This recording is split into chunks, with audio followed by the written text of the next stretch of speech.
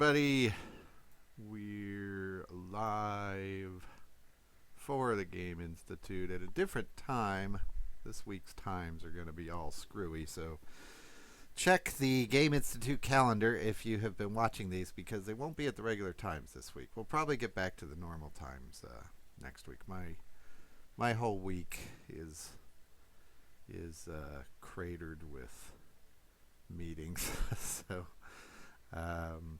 this week a little bit different times, and we'll only be going Monday through Wednesday this week, but a couple of those days have two streams on them. So, but today we're going to be talking about stencils and texture paint in general.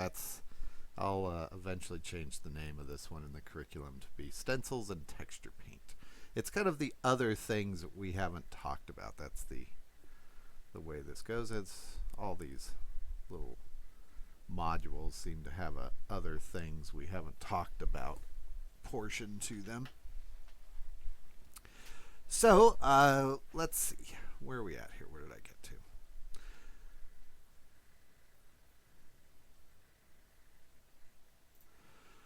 So we've got our monkey head here, our Suzanne head, and we're going to be talking about stencils, but also about some of the other things you can do in texture paint. So I'm going to move kind of quickly through this because a lot of this is stuff that we've actually already seen. The first thing is this monkey head here has a subdivision modifier, which I'm going to apply on it right now. I'm just going to go ahead and apply it.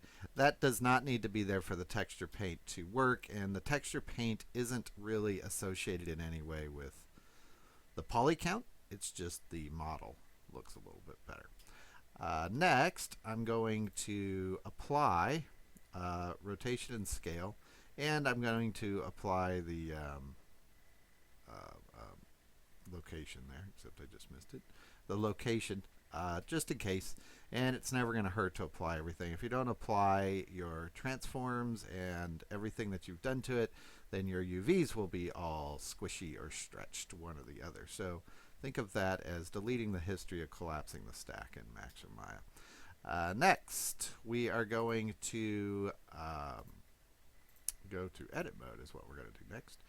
Select everything, so that's A, if it's not already selected. And we are going to unwrap this. Now, I'm going to go ahead and just smart unwrap this. It's going to make for a pretty messy unwrap, but this particular video isn't about unwrapping. At this point, you would unwrap this to be really efficient and nice, and however it is you want it unwrapped. The larger the flat surfaces are, the better. Mine are not going to be. It's probably going to be a bit of a mess of an unwrap and be inefficient, but it has to be unwrapped. I want to show you real quickly what happens there if we don't unwrap it. So I just undid that unwrap, and if I split this over here, let's double check, but I'm pretty sure that's not unwrapped. Yep, no unwraps on that right now, so I undid the unwrap. But watch what happens when I go to the texture paint. See how you get this missing data here? It's missing the UVs. So if you don't have the UVs, it's not going to work. So back to edit mode, back to UV unwrap, and we'll smart unwrap that. Okay, and there's our unwrap, and you can see they're very inefficient and not particularly good, but that will work for what we're doing here today. All right, we'll scoot that over just so we can see those. Okay, and now that it is unwrapped, we should be able to go into texture paint. And we're still missing data because it does not have a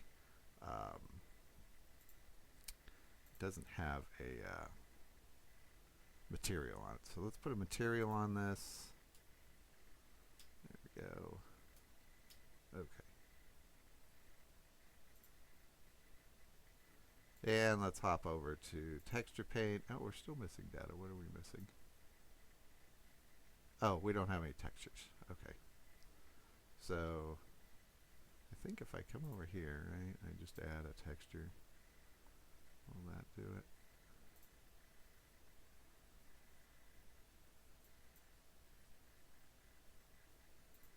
Yeah, that'll do it. Okay.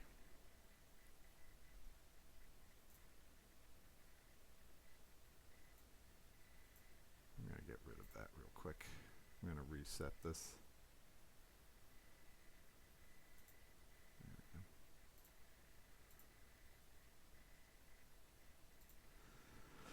So we need a couple things to get this to work. First, you need a material on it. So you can just go ahead and just make a, oops, that wasn't a material. That was a texture. Sorry about that. Delete my texture there. We need a material. So if there's not a material on it, you need that. Otherwise, the textures aren't going to work on it. And when you hop over to your texture paint, if you get this error or missing data that says missing a texture slot, that's real easy. You just hit this texture slot button here and decide what you want to paint on. Now, most of the time I'm painting on diffuse. You could also call that albedo if you're coming from a different program. So I'm going to do that, and here is where you're going to name this. Now, if you already had a texture on this, so let's say you've already textured it, then you're not going to get that error. It just needs something to start painting on. You could also add that down through this slot in the UV editor where it says new. It's basically the same thing. Just think of it as it needs something to start painting on, like a wrap to start painting on. So if it already had a texture, you wouldn't have gotten that error. You'd see a texture on it right now. Now it's black because there's nothing on it. You can see I can paint on it. I'm just using white. So we are all set. Now again, if you've got a texture in your texture slot right here, so for instance, if I went and just threw a texture on there, then you're going to see that texture. You can see there's the texture there. We could see it over here if we made it viewable, but the texture is there. So I'm going to go ahead and take that particular texture off. And I think, yeah, we'll put our diffuse texture back on. There we go. Okay, so we're all set to go with some painting. Now, like I mentioned before, you could just paint on the model as normal. It is projecting from the viewport at this point, so if you get close to the side, you're going to need to rotate this around. You can see how it's kind of projected around, so you will get some optical illusions there. Probably not what we want, but just make sure you keep rotating your object around if you can't see what you're after. Also, we can go ahead and make a new texture to paint on. So I'm going to go ahead and let's just make a new texture here. And I'm going to make this texture like a gray, just so we can tell it's different. I'm going to turn off alpha for this, and yeah, we'll just keep the name, that's fine, so that we can see that texture. And then if I come over here to my texture slots, here we go. I'm going to use that gray. Oh, that wasn't the gray texture. Which one is it? Yeah, we'll use this one. I guess that one's easier to use. I just want something so we can see the monkey head. We'll use that brick texture there. And I'll just put the brick texture here. Now it's going to stretch out my UVs a little bit because that brick texture is different size. That's okay. All right, let's get everything so we can see it. Okay, so now what we can do is start painting with some textures. So I'm going to set this up so we can do that. So we're in texture paint. That's the first place we need to be. We need to make sure under texture that we click this little Purina dog chow flag. I don't know if people remember that, but that's what I always think of when I see that. I'm going to go ahead and paint with the same texture we're using, but eventually here I'll add a new one. So what it's saying is I'm painting with this texture, and now if I paint, you'll see that it's going to paint on top of that. Now it's not painting the same scale. That's something that you'll have to set down below here, and it takes some hit and miss. And you'll see there's the spot that I just painted. The size, if you make it smaller, like I'll make this, I'm just going to guess 0.3, and we'll make this 0.3, and oops, 0.3, and this one 0.3. Just make them all 0.3. and paint with it. Well, now I'm painting a larger chunk of that texture. You'll see it being applied there. And it's turning green because it's mix. Is it the alpha? No. Mix. Oh, because we have the color as green. If we move this to white, there we go. If we move it to white, it'll be. I moved that to green and forgot. Then it'll paint the regular color. This will tint it because we're on mix. And of course you can use any number of these. Most of these work the same as Photoshop. A few of them work a little bit different, but mix is the usual one. And if you're on white here, then it's just going to be the regular color. All right, so we can paint there. Now, a couple other things. We can also paint over here on our UVs. But to do that, I'm going to set this up a little bit different so we can see it better. Let's go to, instead of view, we're going to go to paint. That's going to trigger this so that I can paint on it. I don't know if you can see. Yeah, you can see it over there in the viewport. I'm painting on it there. I'm also going to change this material. I'm going to change this to just a solid black material. And what is that? That's material diffuse color. Let's go over here and is it this one? Material diffuse. Wait, which one was that? That is material diffuse color. Let's change it to this one, which is material diffuse color 001. All right, and is it that one? Oh, now I got my textures mixed up. Which one is it? I have too many here.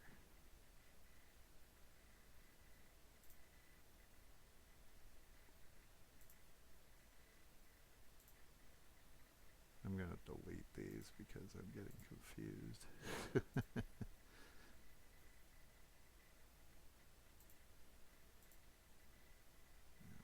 Delete them over here.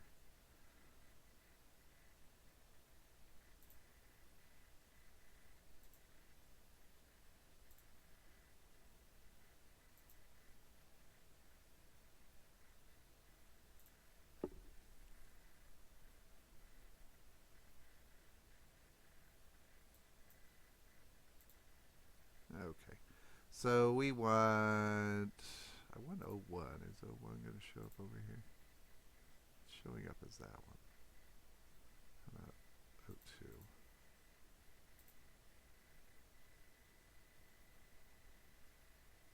02? Okay. So what I'm going to do, I'm going to paint on this and then save it real quick just to show you how this is going to work. So we'll go back to, oh, we're in texture paint. Okay.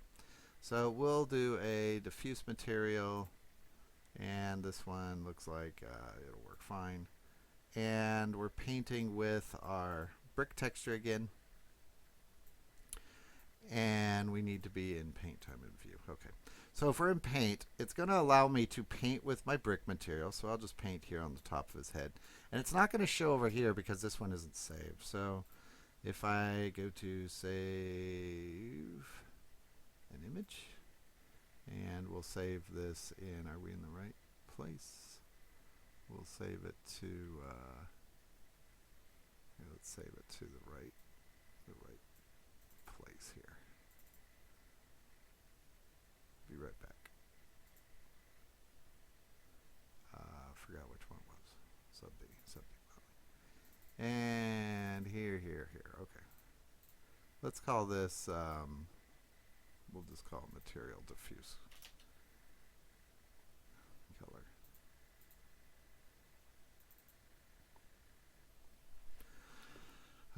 Material diffuse.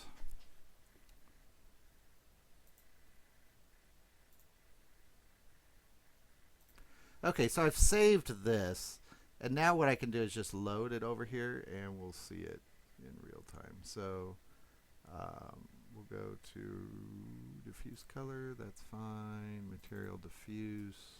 There we go. Now you can see it painted on the back of his head. So as I paint this, we'll be we'll be painting in real time. So even if I go over the edges here, see, it's going to stop wherever the UVs are, but I can paint right on the surface of my object and not worry about the seams. So usually we're painting over here for real specific stuff, but usually we want to paint on the model. So if I get a bigger brush here, then we can paint on the model, and then we can kind of keep moving this around to keep painting on it so that it'll paint right over those seams. It's a great way to fill in the seams. See, no seams whatsoever. All gone. Pretty nifty. All right, now the next one is a stencil. I'm going to go ahead and close that off for this. And the stencil's over here in Texture Paint 2. So again, Texture Paint, same rules. Everything has to be unwrapped and materials applied and so forth. We're going to paint on this same map. And for our stencil, we come down here to where it says brush mapping. Now you have to have something here. So remember, anything listed in these texture maps here is what you loaded over here or down in your UV. So all these black ones I loaded through my UV map editor. This particular one here I loaded here. Think of this as kind of your image viewer for everything in the scene right now. So I'm going to use this. Here, let's use a different material real quick. Let's go over here. I'll load it from here. You can load it from anywhere, just so we can see it loading. I'll load a different brick texture. So we'll use this texture. Now here it thinks that that particular texture is going to be a color map, so make sure you turn that off down here because I don't want it on the monkey himself. And we'll click over here and we'll click that map. So there we go. Now we're going to make sure that we select where it says tiled. We'll click stencil, and you should see your map pop down here. It's usually in the bottom left corner. And then I am going to click on buttons until I figure out which one moves it. There we go. So your would that change? I don't think that would change. It would be your right mouse button moves the object. Now remember, if you've moved your mouse buttons around, you'll have to play with this and figure out which mouse button is active. But your right mouse button moves it. Right mouse button with control rotates it. Right mouse button with shift scales it. So move, scale, rotate. And now it is projecting from the view.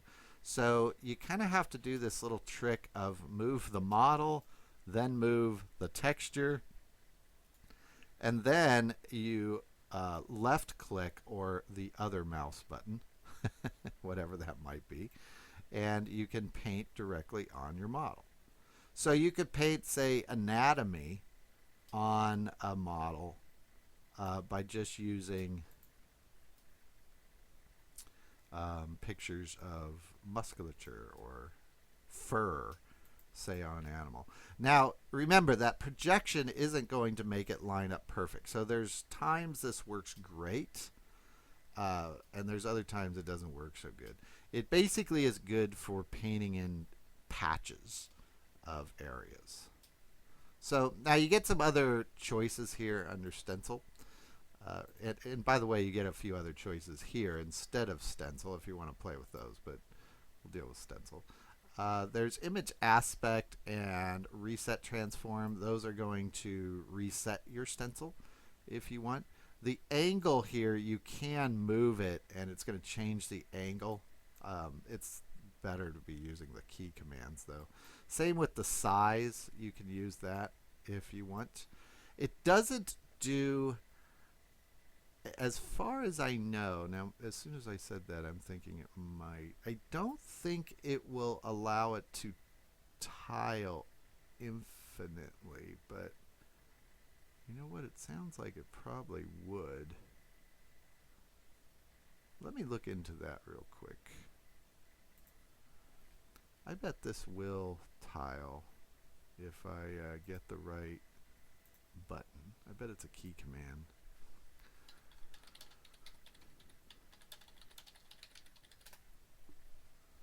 me see if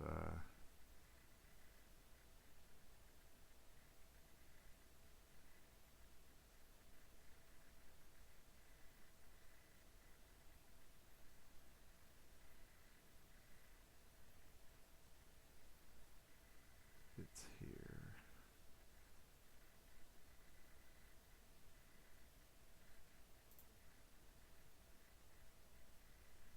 It sounds like there would be a button somewhere to do that.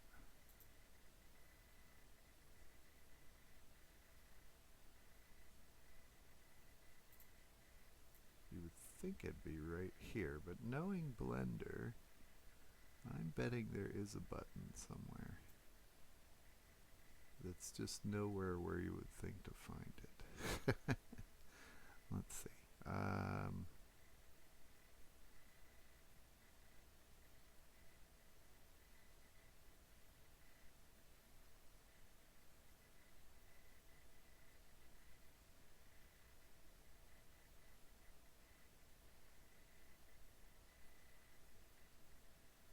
I'm still looking.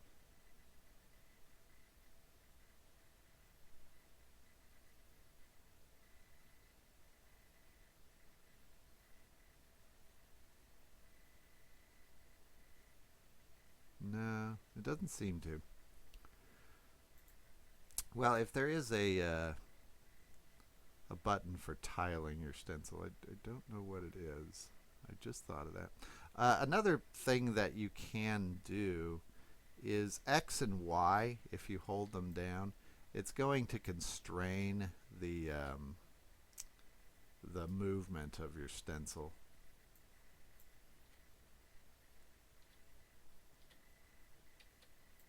No, it's not. Sorry, wrong button. What it's going to do is allow you to erase it. So X, what it's doing, you've probably seen it, is it's changing the white and the black over here. So if I change this to white, I'm stenciling. If I change it to black, I'm erasing. So you could also use other images and stencil them on top of each other. But I really like Stencil because it's going to allow you to do some things that historically have been kind of tricky with models, and that's to cover up those seams. So you can see there I've got that brick pattern. Now it's not going to be straight, but you're not going to find any seams in it either. So a couple things there with the texture paint. I really like the stenciling. Remember, you can paint on the UVs if you want. You can paint on the model if you want. You can pretty much do anything that you want in here.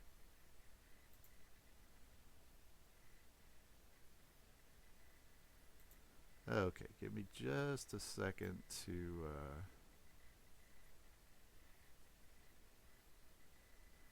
save this.